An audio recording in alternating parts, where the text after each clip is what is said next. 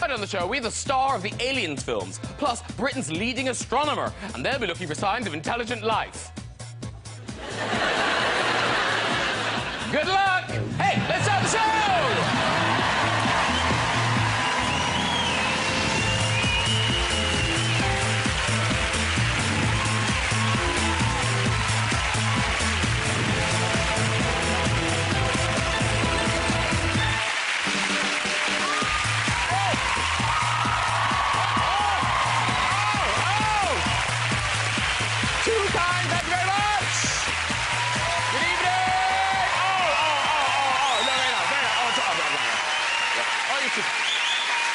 And, well, you might clap, because tonight's show, ladies and gentlemen, out of this world, Hollywood star Sigourney Weaver is here. Yeah. Stargazer Professor Brian Cox is here. Yeah. Hilarious comic Sandi Toksvig is here. Wow, Sandi Toksvig. And we'll be having music from the fantastic Sugarland. Yes.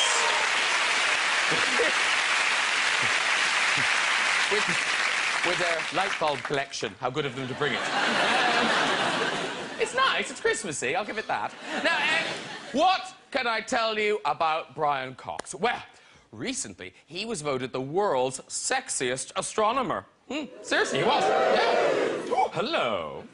Mind you, it's not much of an achievement when you consider who came second.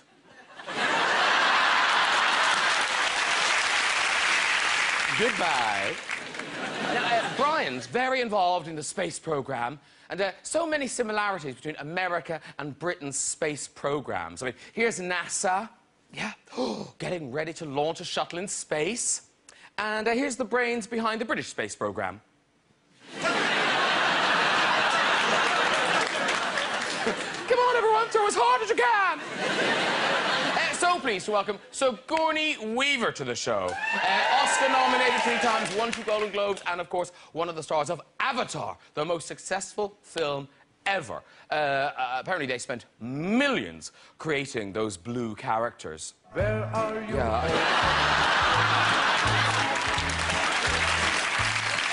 Yeah, I think that's Papa Avatar. I'm not sure. And I particularly like Sigourney in Gorillas in the Mist. Oh, here's the star of the film arriving in London for the premiere. Yeah.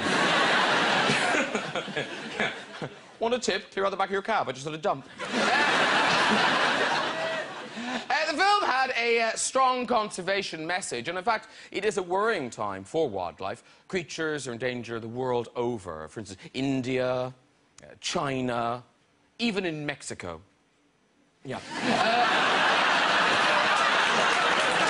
Yeah, Top Gear in trouble after Richard Hammond described Mexicans as being lazy, flatulent, and overweight. You do think, lazy, flatulent, and overweight. Let me think. Let's get some guests on, everybody! Later on, we'll be having music from Sugarland. But first, she's a Great Dane. It's Sandi Toksvig! So shiny, so beautiful. Hello, darling. Sit yourself down. Heavens above is my favorite astronomer, Professor Brian Cox. He's beautiful. He's an astronomer. Hello, sir. Sit yourself down there, Sandi. And when I want to start our guest, who am I going to call? It's Sigourney Weaver. Sigourney Weaver right there. Hello. How are you? I'm very well. Very well. And your name? Hi. Brian, Sandi, Sigourney. Sigourney. Brian, Sigourney, Brian, Sandi. It's quite a height differential on the couch tonight. I don't know what you're suggesting. People presumably... You know that thing when you meet a tall person, you don't mean to say, gosh, you're tall, but you do end up saying, gosh, you're tall. Do people just do it all the time? Actually, I don't think I notice. I think if you're a tall person, you always think you're the same height as everybody else. It's only when you see each other in a reflection that you realize you're a head above people. Don't you find that's true? Yeah, you know, absolutely. We just assume we're all the same height. No. I mean, from your perspective. Never in my whole life. There was a very brief period when the children were growing up, and then that was it. Because as an actress, has it kind of affected getting parts or getting roles and things? I'm sure it has. I have met some very big stars who did not get up to shake my hand because they were like... they didn't want to show the producers how short they were. Sigourney's exactly the sort of girl I used to play netball against. Really? Yeah. I bet you won those. I was swift. I was between the legs before they knew it. I'll keep my eye on you tonight. I just thought that's not a sentence that reflects well on me. I'm looking forward to seeing how that develops, actually. Oh, typical boy, just wants to watch. No.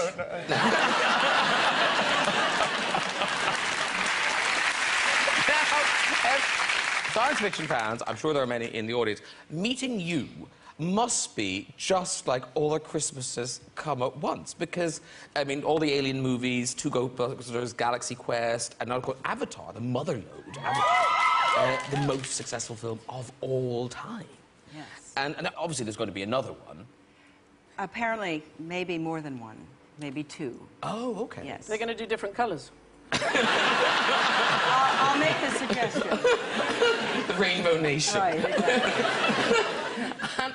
So, I mean, because science fiction fans aren't like regular film fans. They're very passionate, and Yes. they follow every detail, so I think they're my favorite fan because they really appreciate it. They really get upset if something's not right, and I think really they are the fans that Jim Cameron made Avatar for.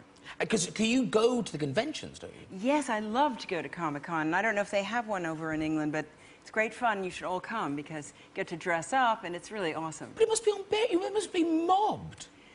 Well, they don't usually let you go out to where everybody is, which is a shame, but I was able to put a Batman mask on and kind of cruise through the area, and it was, I mean, no one could have cared less about me. They were all so beautifully decked out in, you know, all kinds of outlandish space costumes and talking to each other, and it was just marvelous, really marvelous. I hated to leave. Next time you do that, can I come as Robin? We'll get the car and everything. That's two images you put in my head tonight. And Brian, were you, is science something new to you, or you as a little boy, were you kind of into science fiction and all of that? Yeah, absolutely. I mean, I was born in '68, so it was the tail end of Apollo. And I remember that vividly in the house. I don't remember watching it, but I remember growing up in a house which had pictures of the moon landings on the walls. And then science fiction kind of merged into it. No, I feel sorry. They had pictures of the moon landing on your walls. In my house, no, because my dad had the newspaper cover from July '69, and so I remember all that. But then science fiction kind of merged in, and I couldn't tell the difference because it was Star Wars. I was of the Star Wars generation, and then Alien, which made a huge impact on me. I'm afraid to say I saw it at school. We had a film club at school in 1979, and it was one of the first films I'd ever seen on a big screen, and they showed us Alien. I was 11 years old. See, I feel... and it made a huge scarred child forever. It's my favourite science fiction film to this day. Partly because it's the first one that made an enormous impact on me 2 years after Star Wars, wasn't it? And you're still willing to go into space. Yeah, you didn't put me off. Okay. you tried 4 times. I've scarred a lot of people. Yeah. But see, I feel really bad now because I'm afraid I've never seen Alien. And I thought to myself as a child, well, what are the chances I'll ever sit on a sofa next to Sigourney Weaver and have to explain myself? But weirdly, of the 3 people in the couch, yes, you have an extraordinary connection. I do have an extraordinary connection to space. Sigourney, can you remember where you were when Neil Armstrong stepped onto the moon, the first man on the moon? Can you remember what were you doing? I was at a friend's house watching television. Okay, I was 11 years old, and I was in mission control in Houston, holding Neil Armstrong's secretary's hand. Oh, Isn't that mad? Isn't that incredible? That is so wonderful. How did that happen? Well, I was roughly the height I am now, and I was cute. And my father was covering the space for Danish television. And in those days, nobody had all the security business. And it just took the kids to work with him. And so I was wandering around, and I was in the mission control, and I met this woman, and she was very nervous. And I said, why are you nervous? And she said, well, I know the man is going to step onto the moon. And I said, well, don't worry, I'll hold your hand. And so we stood, and we held hands while he stepped out onto the moon. I love the idea of Neil Armstrong having a secretary. I know. It didn't occur to me that astronauts, you know, gave dictation and stuff. Oh, well, he must have to have somebody to get coffee. Of course. He's busy. He's weightless. Yeah, exactly. There's things to do. No wonder he was so keen on that pen that could write upside down. He loved that. That was the only thing that moon landing brought us, wasn't it? Pen that could write upside down and some dried mashed potato. That was about it. You know, it brought us a generation of scientists and engineers, bore I've me. got to say.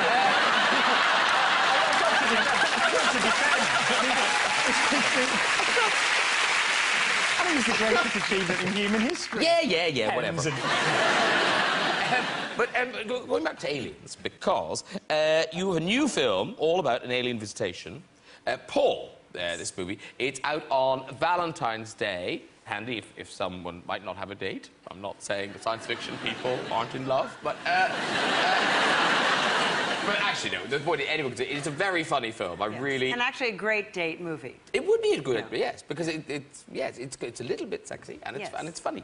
And now, it's weirder here because you play a cameo in the movie, and I don't want to give too much away about who you play. I completely agree. Because when you appear, it gets a big reaction. So we're going to show a clip, but if you don't mind, we've got a clip that you're not in. Well, no, I think we show the clip. They did, bless them, they did send the clip you're in, but it's kind of the end of the film. It'd be mad to show it. So I agree. Yes. I agree. So here's just a clip to give you a taste of Paul. It's a really funny film. What I liked about it, because it really kind of... I mean, I got some references to science fiction movies. Oh, there are a lot of them. But it's dense with them. I could tell there were things I wasn't getting. Yes, Simon and Nick they really are, or were, the geeks that they play in the very beginning of the film at Comic-Con. And this is Simon Pegg and Nick Frost, yes, too. Simon Pegg and Nick you know, Hot Frost. Fuzz and yeah. And they're such lovely guys, but it's such a tribute to not only science fiction, but people who love these movies and how passionate they are and how determined they are, and it's really a lovely movie. And it's smart as well. It's a smart, funny film. Yes, it really is. Were you a science fiction fan before Alien, or did that kind of define your life in many ways, that you were cast in that role? You know, I read some science fiction stories, but I never... You know, I was much more interested in adventure when I was growing up. I always had my nose in a book, but I found the science fiction a little cold and cerebral. So, you know, I sort of have backed my way into this world, but I love it now, and I really love people who... to me, science fiction, as Jim Cameron says, it is the exploration of what it is to be human. Yeah. And so it's always relevant, because it's always taking place in the future, and I think it's just a wonderful genre, and I'm proud I've done, you know, 5, movies in it. And I can't end tonight without talking about probably the most iconic scene you've been in, the scene in Alien when the creature bursts out of the chest, John Hurt's chest. You've spoilt it for me now. It's going to ruin your experience. I can remember, we got told to be quiet when we went to see it because we were screaming too much. No, and you've got to think, it's meant to make you scream. We obviously overdid it slightly. But... What kind of gang were you with, Graham? Well, you know, no, but I read, and this seems incredible, I mean, you and other cast members talking about the filming, that in that scene with John Hurt, that you weren't entirely clear about what was going to happen? We knew what happened in the script. We knew that something came out of John Hurt's chest, because his line was, "Oh my goo-ah." Yes. And he never delivered that line. He came up with something better. But when we got down to the set, everyone was in raincoats, which should have given us a clue. We knew that this would happen, but we did not know how they would make it happen, because this was before CGI. So everything you see in the film is actually happening. And I think there's a great master where you see the whole cast kind of going, because something does happen. It happened effortlessly with just a few, I don't know, hoses and things like that, and we're all just astonished because it was so real.